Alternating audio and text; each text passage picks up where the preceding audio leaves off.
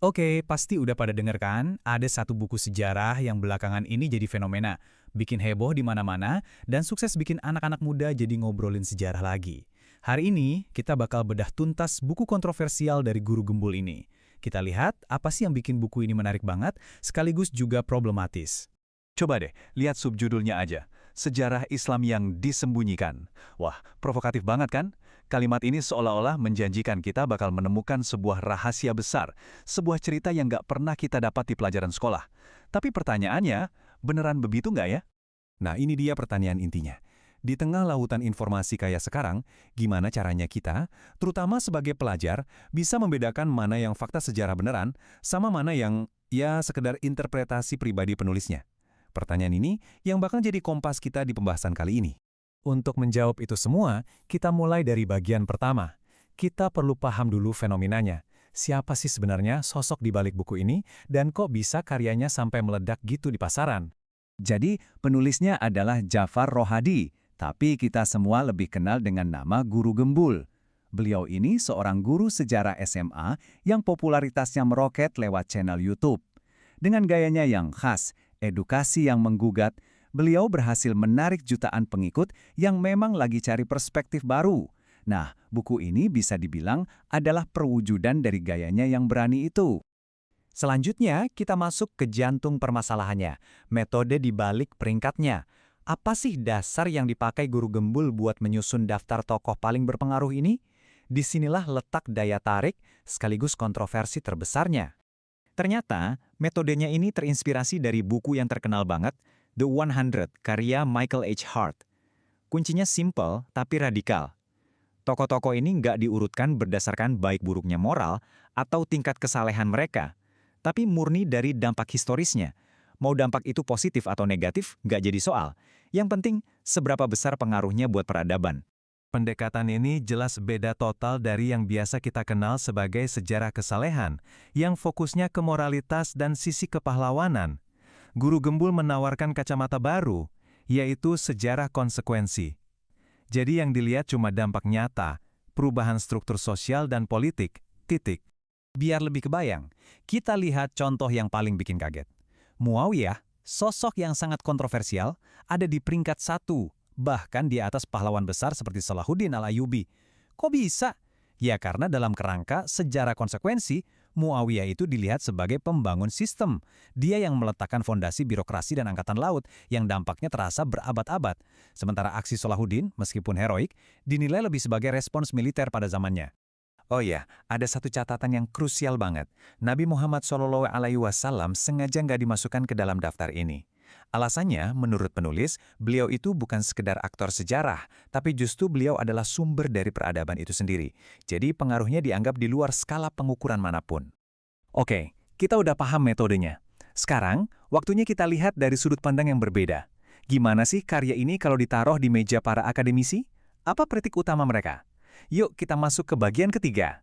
Nah, ini dia bendera merah pertama yang paling mendasar. Nggak ada referensi atau daftar pustaka. Dalam penulisan sejarah, referensi itu ibarat tulang punggung. Tanpa itu, semua klaim, apalagi yang provokatif, jadi sulit banget buat kita verifikasi kebenarannya.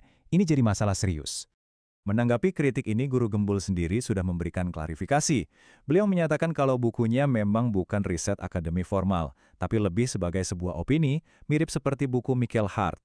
Pengakuan ini penting ya, karena ini menempatkan buku tersebut di rak literatur populer, bukan di rak studi ilmiah.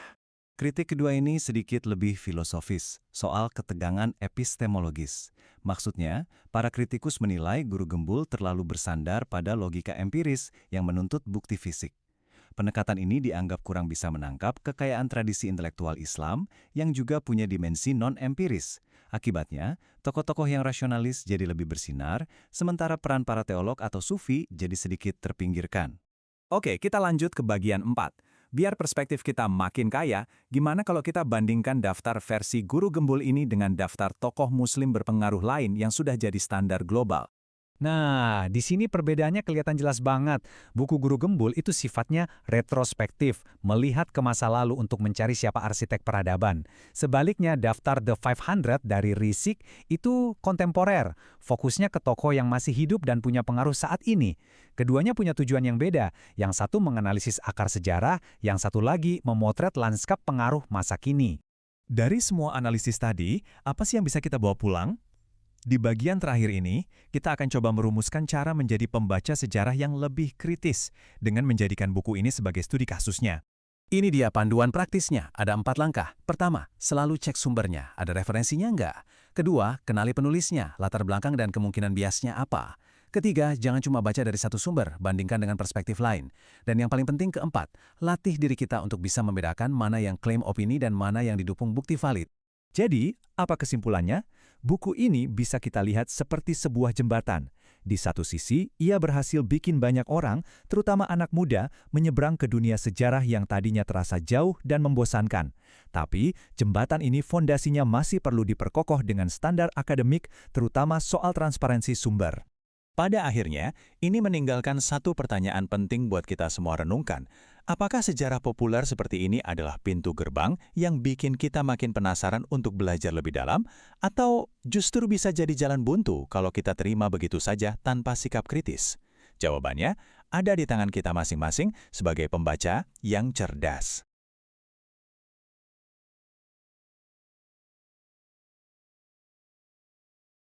Welcome to the debate, ruang diskursus di mana kita menguji gagasan dan memperdalam pemahaman melalui pertukaran perspektif yang ketat.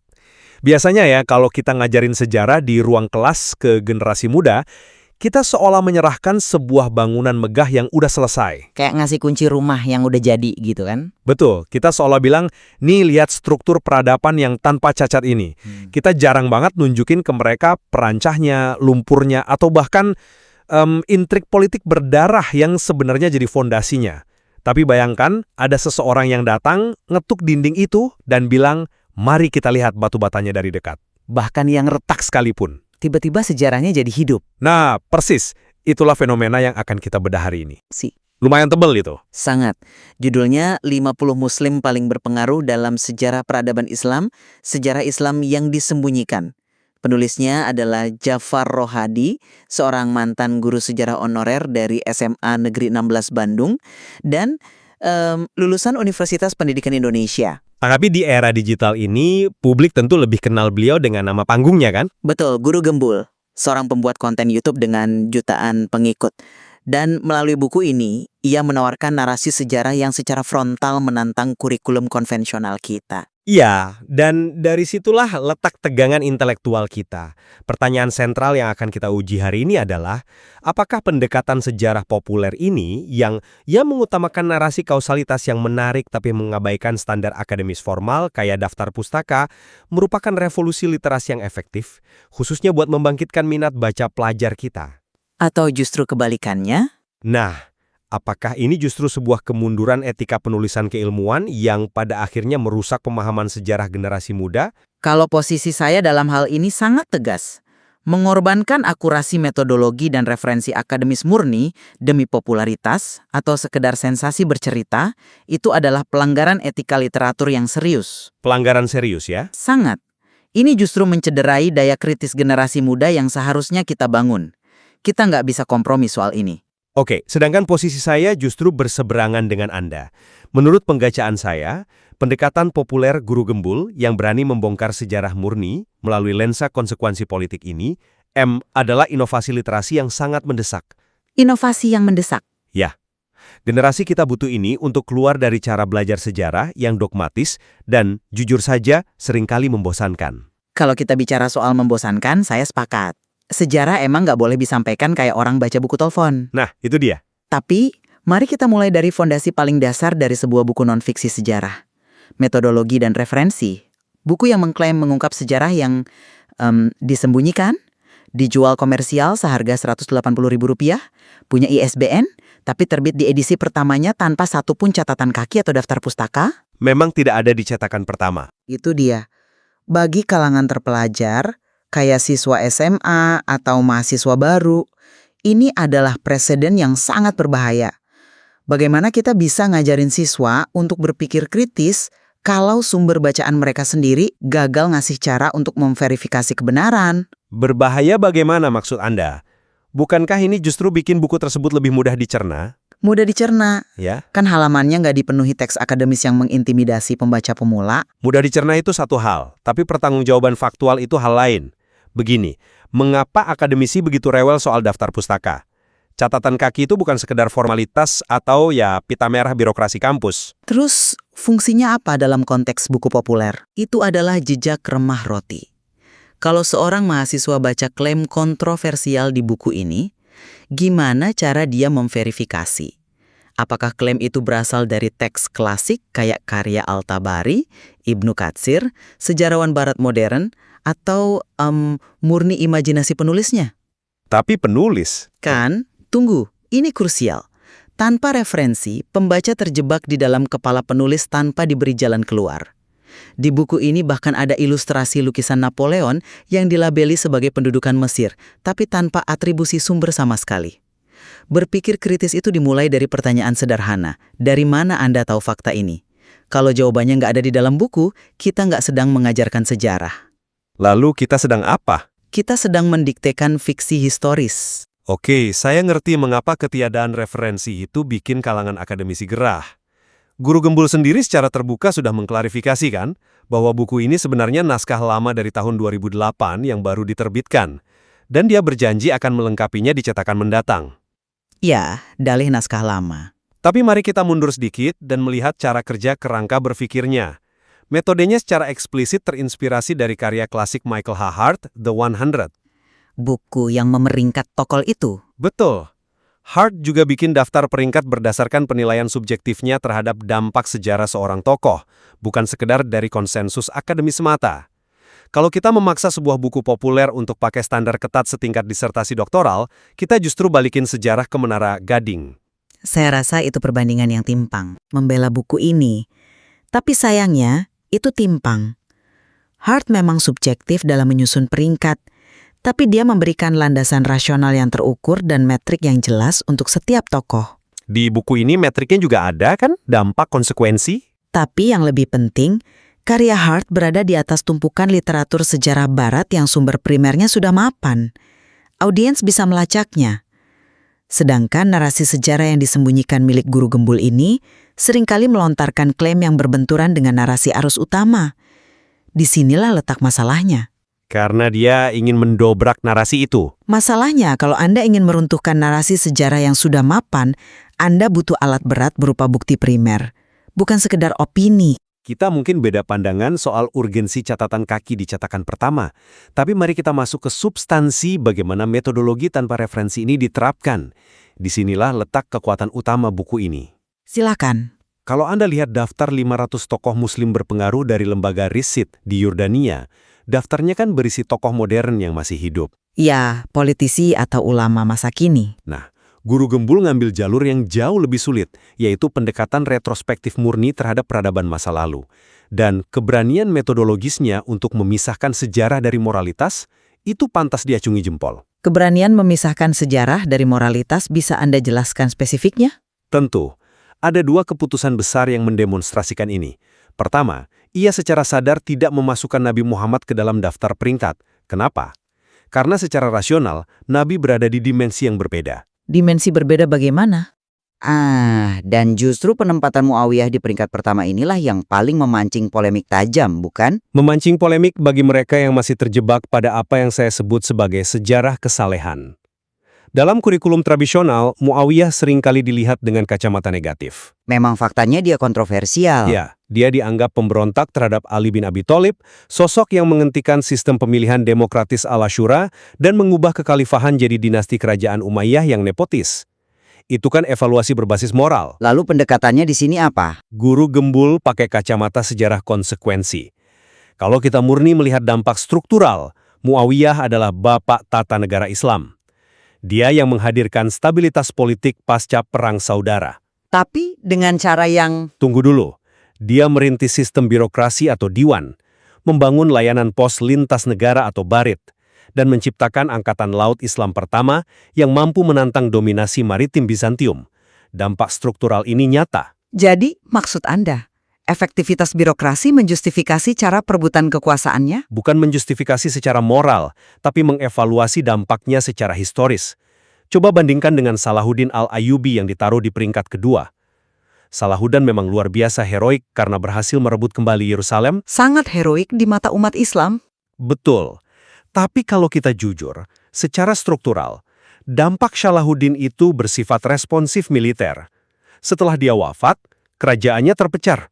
Sementara Muawiyah, dia mentransformasi gerakan keyakinan komunal di Jazirah Arab menjadi infrastruktur geopolitik global yang bertahan berabad-abad.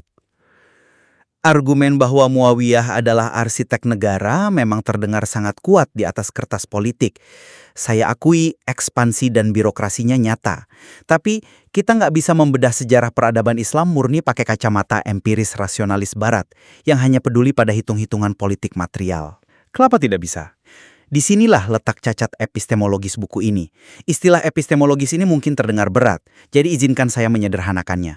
Maksudnya begini, kacamata apa yang dipakai penulis untuk memahami realitas sejarah? Silahkan dielaborasi. Kenapa kacamata empiris dirasa tidak cukup? Karena peradaban Islam itu dibangun dan digerakkan oleh fondasi metafisika dan teologi, bukan sekedar pragmatisme kekuasaan. Kalau Anda mengevaluasi sejarah Islam dengan membuang aspek ontologisnya, yaitu keyakinan tentang campur tangan Tuhan, takdir, dan teks suci, ada kehilangan ruh dari peradaban itu sendiri. Tapi kan fokusnya di dampak politik. Tetap saja, Guru Gembul terlihat sangat bergantung pada empirisme murni. Dia hanya mengukur apa yang bisa dilihat, diukur, dan menghasilkan konsekuensi politik langsung. Kritik tajam dari jurnal akademik seperti Tawazun menyoroti ini. Pendetaitan semacam ini otomatis akan mengerdilkan dan meremehkan tradisi pemikiran Islam klasik, misalnya tradisi Asyariah. Oke, bagi pendengar yang mungkin masih awam, bagaimana tradisi Asyariah ini relevan dengan perdebatan kita tentang Muawiyah dan sejarah politik? Sangat relevan. Tradisi Asyariah yang merupakan arus utama teologi Sunni mengajarkan keseimbangan antara akal rasional dan wahyu, di mana peristiwa sejarah tidak dipandang murni sebagai sebab akibat material, melainkan tumpang tindih dengan kehendak ilahi. Lalu hubungannya dengan empirisme penulis? Ketika penulis memaksakan empirisme barat, ia jadi bias. Ia cenderung memuja tokoh-tokoh rasionalis yang pragmatis kayak Muawiyah, sambil mendiskreditkan tokoh-tokoh teolog dan sufi, seolah mereka nggak berkontribusi pada kemajuan peradaban. Cacat epistemologis ini nggak cuma muncul di buku ini, tapi terekspos sangat jelas pada bulan Oktober 2024 lalu. Anda pasti merujuk pada debat terbuka di Universitas Indonesia itu. Lawan Muhammad Nuruddin di UI. Meskipun tema debatnya saat itu fokus pada pembuktian akidah, polanya sama persis dengan cara dia menulis sejarah. Di sana dia bersikeras bahwa kebenaran ilmiah hanya bisa diakui kalau lolos uji indrawi dan empiris. Memang, itu kan standar rasional. Masalahnya, ketika kerangka berpikir sekuler ini dipaksakan untuk membedah sejarah Islam, di mana sains, politik, dan iman saling melegitimasi secara kompleks, kerangka itu runtuh. Mengevaluasi sejarah umat Islam dengan standar yang sama sekali asing bagi umat Islam di masa itu adalah generalisasi yang sangat menyesatkan, apalagi buat pembaca pemula. Saya melihat koneksinya, tapi saya menilai Anda terlalu keras dalam menerapkan standar teologis untuk sebuah analisis sosiologi politik. Menilai tata kelola kenegaraan dan perluasan wilayah kekuasaan itu memang mutlak butuh kacamata ilmu politik empiris. Tapi, nggak bisa dipisahkan total dari akarnya. Begini, kalau kita terus mencampurkan urusan teologi langit dengan urusan manajemen logistik militer di bumi, sejarah akan selalu bias ke arah orang yang paling suci, bukan orang yang paling cakap ngebangun sistem. Muawiyah mungkin meminggirkan moralitas ideal demi pragmatisme. Sangat meminggirkan. Tapi tanpa infrastruktur negara, angkatan laut, dan rute perdagangan yang ia bangun, warisan teologi dan metafisika yang Anda banggakan tadi mungkin nggak punya kendaraan logistik untuk menyebar ke seluruh dunia. Jadi Anda merasa reduksi sejarah ke sekedar urusan logistik dan politik kekuasaan ini adalah hal yang wajar diajarkan kepada generasi digital? Bukan reduksi, melainkan kontekstualisasi. Apa yang dilakukan buku ini adalah membumikan sejarah agar manusiawi. Tokoh-tokoh sejarah dikembalikan pada posisi mereka sebagai manusia politik yang bikin keputusan sulit, bukan malaikat tanpa dosa. Pesan utama dari narasi ini sangat jelas dan berhasil tersampaikan. Pesan bahwa politik segalanya. Pesan bahwa peradaban besar tidak lahir dari doa semata. Peradaban butuh ilmu pengetahuan, inovasi administrasi, dan kepemimpinan visioner. Lihat hasilnya di lapangan. Channel YouTube-nya sukses, bukunya laris manis. Itu bukan sekedar angka komersial, itu adalah bukti empiris bahwa publik, khususnya anak muda, lapar akan edukasi sejarah alternatif yang tidak menggurui. Itu euforia sesaat. Tapi gaya bahasanya yang santai, bikin buku ini jadi langkah awal yang sangat ramah bagi mahasiswa pemula loh. Saya tidak menampik realitas bahwa kepemimpinan pengetahuan hari ini sedang bergeser dari institusi kampus kepada pembuat konten individu. Itu fenomena zaman.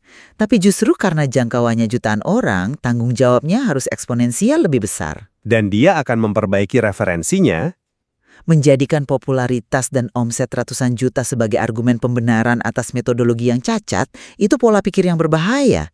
Anda menyebut buku ini sebagai langkah awal yang ramah. Pertanyaan saya, langkah menuju kemana? Tentu saja menuju ketertarikan literasi yang lebih dalam. Buku populer ini bertindak sebagai pintu gerbang.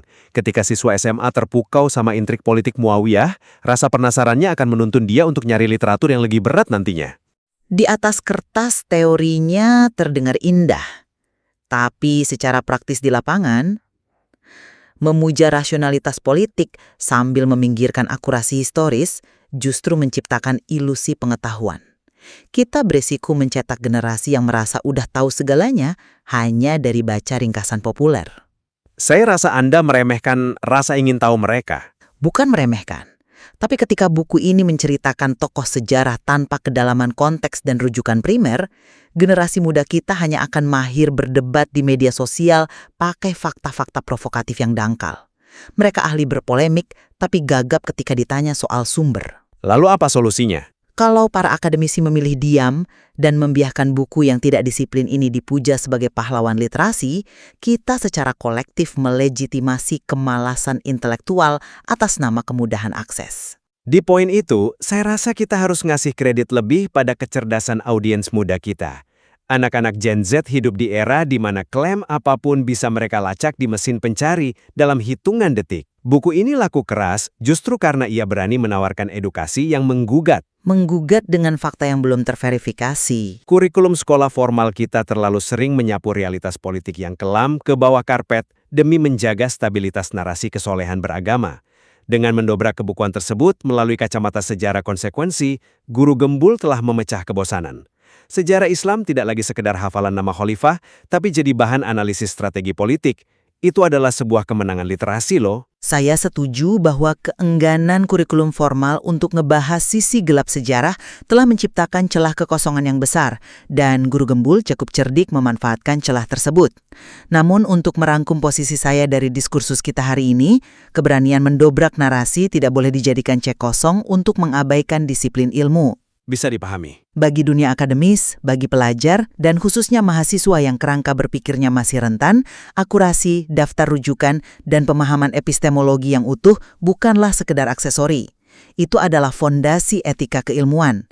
Kita nggak bisa menawar kebenaran historis sekedar agar ceritanya terdengar lebih epik atau kontroversial. Begitu kita melepaskan standar verifikasi, kita berhenti mengajarkan sejarah dan mulai menyuapkan dongeng yang pakai topeng fakta. Poin yang sangat kuat. Dan sebagai rangkuman dari perspektif saya memandang buku 50 Muslim paling berpengaruh ini sebagai sebuah disrupsi yang sangat kita butuhkan. Terlepas dari kelebihan teknis referensinya, yang saya hargai komitmen penulisnya buat perbaiki kelak, pergeseran fokus dari siapa yang paling suci menjadi siapa yang paling berdampak secara struktural adalah pembaruan literasi yang krusial. Disrupsi yang mengorbankan akurasi. Ini memaksa kita melihat tokoh sejarah sebagai arsitek peradaban dengan segala kalkulasi politiknya. Di era di mana baca buku setebal 464 halaman adalah sebuah keajaiban bagi anak muda, keberhasilan narasi ini dalam ngebangkitin gairah literasi sejarah adalah pencapaian yang patut dilayakan. Meski perdebatan kita tajam soal batas antara metodologi akademis dan penceritaan populer, sepertinya kita menemukan satu titik konvergensi yang jelas di sini. Ya, apa itu? Tingginya minat masyarakat pada buku ini dan fenomena Guru Gembul adalah sinyal alarm yang sangat keras bagi para sejarawan dan akademisi kampus. Ekosistem pendidikan sejarah kita harus bertransformasi. Jika para ahli sejarah tidak belajar gimana mengemas pengetahuan mereka jadi relevan dan memikat, ruang itu akan selalu diisi oleh pembuat konten. Tepat. Dan di sisi lain mata uang yang sama, ini adalah tuntutan evolusi bagi para kreator edukasi.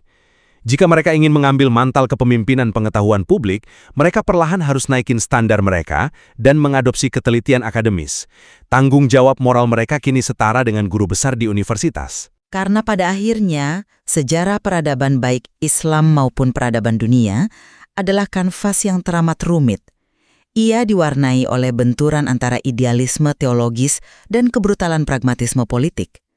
Mencoba memahami masa lalu hanya dengan satu dimensi mutlak, apalagi tanpa alat bantu rujukan yang memadai, gak akan pernah menangkap kebenaran seutuhnya. Betul sekali.